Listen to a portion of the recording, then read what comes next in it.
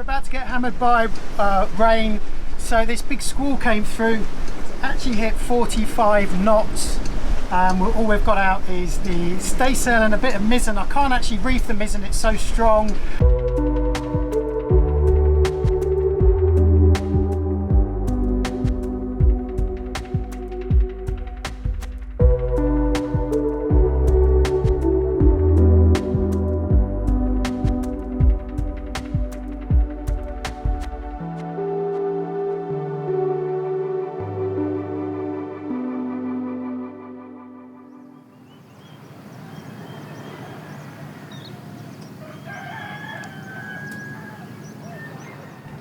There is something pretty magical about setting off on a journey into the unknown, places you've never been, when you're surrounded by sunlit mountains, especially first thing in the morning. Got lots of red in the sky, and yeah, there's a sense of excitement about this because this is, well, all of this journey has been completely uncharted, but this bit in particular, going over the top of Sulawesi, which is what we're going to do, about 35 miles today. Should be good fun. It's lovely and flat today, but you know, you lose the wind, but you've got you know, it's better conditions than it was yesterday, let's say that. Hopefully we'll get a bit of wind as the day progresses. But this coastline is spectacular. This is the west coast, northwest coast of Sulawesi. Not too dissimilar to the northwest coast of Borneo, where we sailed a lot over the last 2 years. That's the Sabah coastline. It reminds us of that. You've got these beautiful mountains, valleys, you've got rainforest and mangroves and the mist settling in the valleys, gorgeous cloudscape, and little fishing boats, small fishing boats out, just one-man boats doing their thing. It's lovely, it's really lovely. Behind me is one of the spider boats, and he's being towed by a smaller boat. I don't know if that's standard practice or not, but certainly what we saw in the port, they always have a long sort of skiff associated with every spider boat. So whether that means these spider boats have no engine at all, I don't know. But anyway, he's being towed and we've just had to make a detour to go around him. Don't want to get close to one of those things. They're a little bit messy.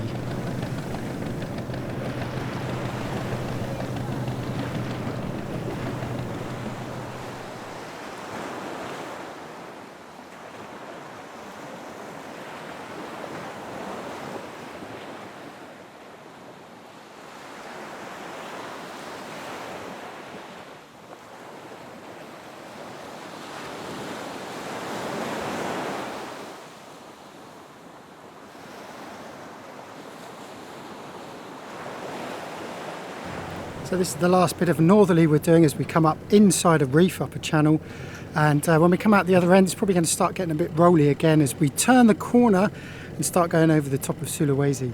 At the end of this reef there's 2 islands. There's actually a building on one of the islands which from a distance looked like it could have been a smart resort, but it's not. It's a couple of sheds and there's actually breaking waves on this reef. I've been trying to look to see if it would be good enough for surfing. I don't think they're quite big enough, but I reckon if the conditions are right, this would make a nice little surfing spot here, just all the way along this reef. Meanwhile, up in the mountains, guess what? They're covered in. It's cloves, full of clove plantations.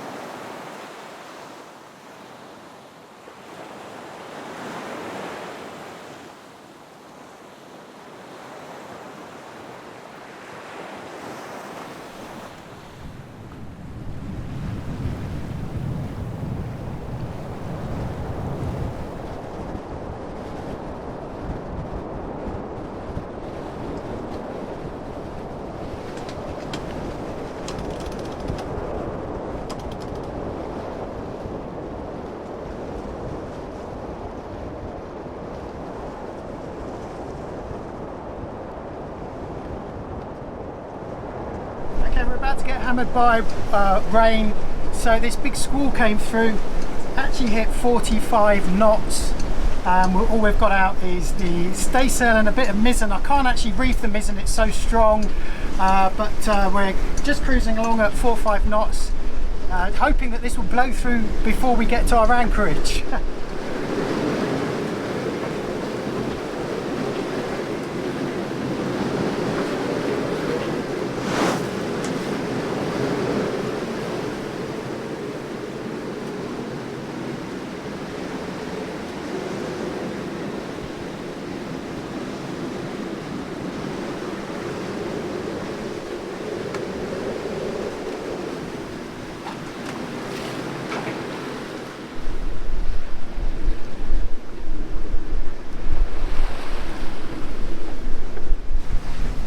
I can't go outside to film this because it's too wet and too windy, but over my shoulder is our entrance, which is black with rain.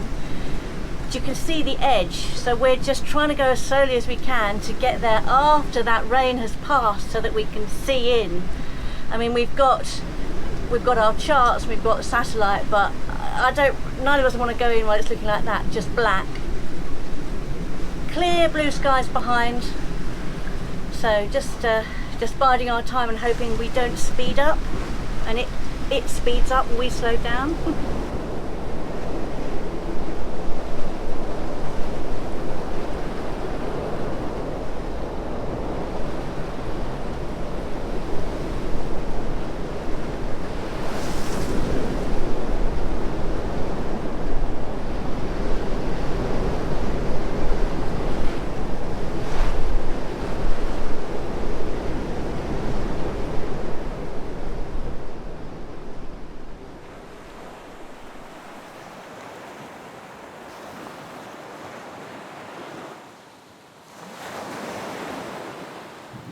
Well, I have a suspicion this is going to be one of the nicest anchorage we're going to see along this top coast.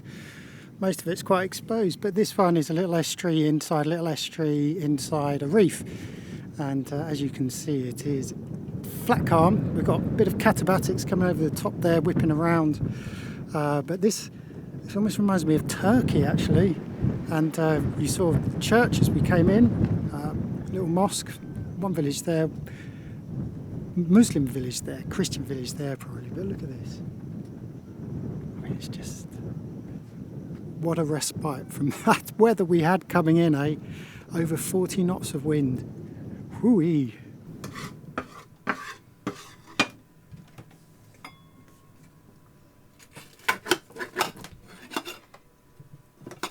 To make yourself useful and put the compost over, please. Do you want to show us what that is? What? To explain what it is. Yeah, this is just bits of food that I'm not using, like peels and the inside of the pineapples in there and coffee grains, all that sort of thing. That can all go in the sea with impunity. There's no plastic in there. There's nothing that isn't organic. That goes in, and I just keep it in here and then chuck it over. Well, as Liz cooks us dinner, the winds continue to gust through this beautiful little anchorage. It's a shame I wanted to get the drone up, but it's way too windy. Some of these gusts we're getting are really quite vicious. We're not entirely sure what the weather's going to do. It is going to continue to blow, but it seems to be sort of moving further off from land. So tomorrow we're unsure if we're actually going to get the winds this close into land. And we're just deciding where we go next. Now, when we initially looked at this coastline, there didn't seem to be that many anchorages, but because the wind's blowing from the west, it does offer us a few more opportunities. The next one that Liz found is similar to this, so it's in an estuary into the mangroves, but the chart data is a little bit vague, and it's close to 60 miles away as well, so we're going to have an early start tomorrow, and we're just going to sniff it out. If we don't make it in there in time, or if it's not tenable, then we'll continue on to another anchorage, which is a bit more open and easier to navigate should we arrive there at night time. So yeah, we're going to have a nice dinner now, early night, and big day tomorrow.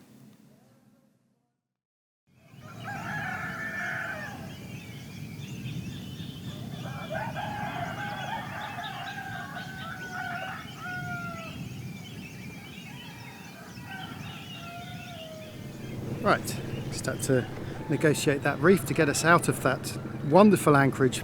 Both Liz and I slept really well. That is the kind of anchorage that if we had time we'd probably just hang out at for a week, you know. Just so well protected, peaceful, apart from the cockerels crowing this morning, of course. And as we exited, a few local fishermen, one of whom we had to avoid his line. He came straight across the front of us, but all smiles and waves. And so we continue on the way down the coast eastwards. We are so lucky to be able to see this stunning scenery.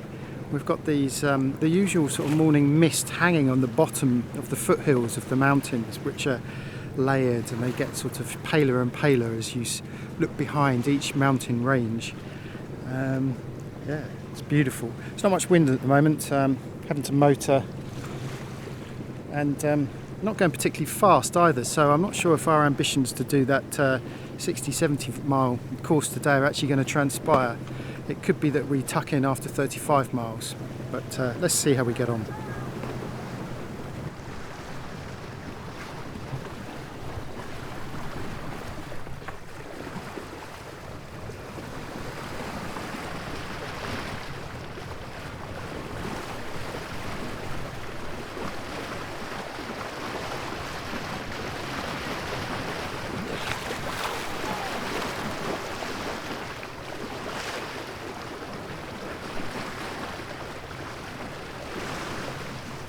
Well, I have to admit it's been a laborious slog.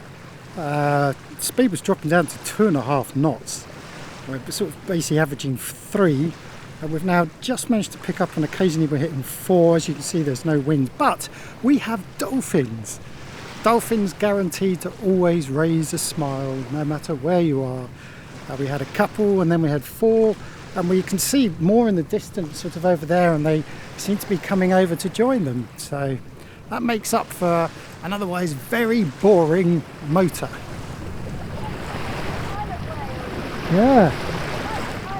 Well, that was pretty cool, wasn't it? We saw a couple of pilot whales. One came right up to the front of the boat, came out of the water. I reckon he was almost 3 meters.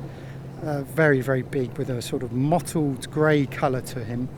And then I stayed at the front looking for more, and Liz was looking behind and saw 2 of them jumping out of the water. Were they dolphins or pilot whales that jumped out? I've been trying to identify what I thought was pilot whale, but I wasn't quite sure because it didn't have that very blunt front head. So I've been searching and searching online, and we've got internet. It's amazing. Anyway, I think it's a rough-toothed dolphin. That's the closest to what we saw. It's very mottled. Didn't have a white underbelly or anything like that. Just generally dark with this mottled effect. And they live in warm, deep and tropical waters, so could be the one.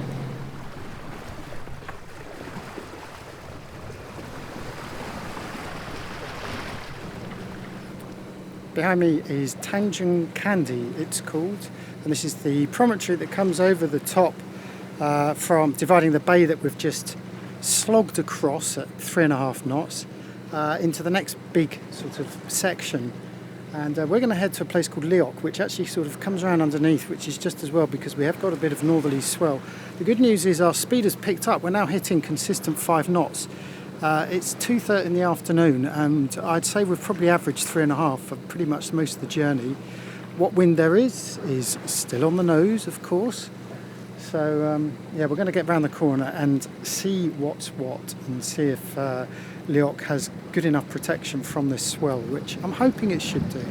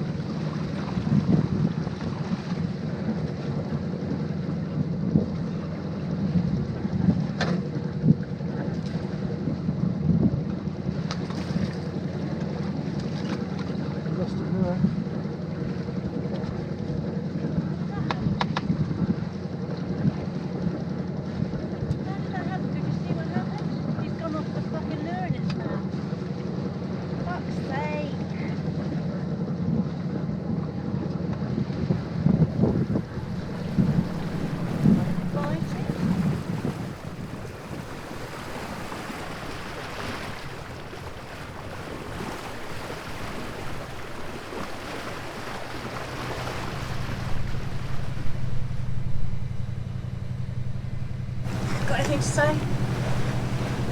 F***ing overfalls. Speed dropped down to 1.5 knots, and I guess this is where the two, it's almost like a cape here, isn't it? You've got these two bodies of water. I guess that's what it is. I don't know, it's difficult to tell. But we just suddenly saw these white horses appear around the corner, and here we are in the middle of them. Shallower as well. Yeah, we've come fairly close to the edge, so it's 10-20 metres around here, but yeah, the sooner we get round that corner the better, but at this speed that could be a while yet. More stunning beauty of Sulawesi as we come around to the last leg of our trip. Got another 1.5 hours to go before our eventual anchorage. The beauty sadly is offset by our frustration. Today has been one of those days of just terrible motor sailing. I mean, 3 knots I reckon we're averaging, and then when we just came around that tip there we hit some overfalls and we were doing a knot. And we were doing a knot for about 1.5 hours. It's very, very frustrating. There's definitely some kind of counter-current we've been fighting against all day. So we've got overfalls, we've got making 1.5 knots and with no wind. But what we've got in front of us, right where we were planning to anchor, is a huge storm. It's been hanging over this promontory all the way across the bay. I've been looking at it. It's a great big cloud with a big flat top. It's moved just off the land, but it's now moved over the bay that we are heading to. So let's see what happens.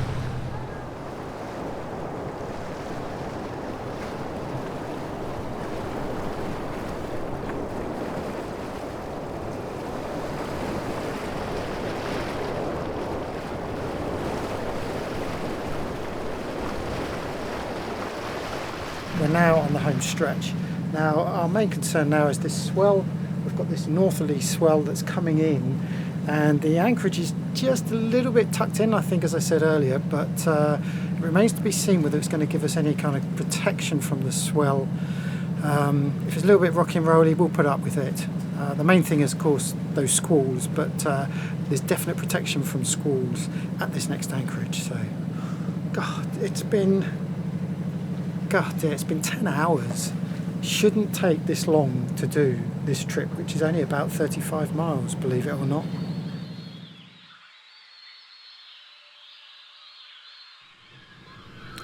Well, we've decided not to go to Leok, and we've taken a little left-hand turn, one of Liz's suggestions, and it's down an estuary with reef. In fact, you can actually anchor behind the reefs towards the end of the estuary where there's a little village, but it's all quite shallow here. It's only 18 metres, that's shallow, relatively speaking. And the whole of this coastline is just gorgeous. It just doesn't look real. What did you say about the trees, Liz? Well, look, they just like tiles. Yeah, kids' paintings. Just you've got a few beaches here with coconut palms, and then promontories with lots of thick, dense rainforest, and we've even got the mist coming up off the mountains. It is just gorgeous, it really is, and I think we'd much prefer to anchor here than next to a town, to be honest, and because all we're going to do is spend the night here and go off tomorrow anyway. So with it coming up to 5 o'clock now, I guess we should drop the hook soon and just make the most of the last of the sun and just enjoy this. It's gorgeous, it's gorgeous. Dragging. We can hear the anchor dragging. You can see the chain bouncing. Not happy with it. I think we're going to have to head down to whatever it's called. It's another hour away.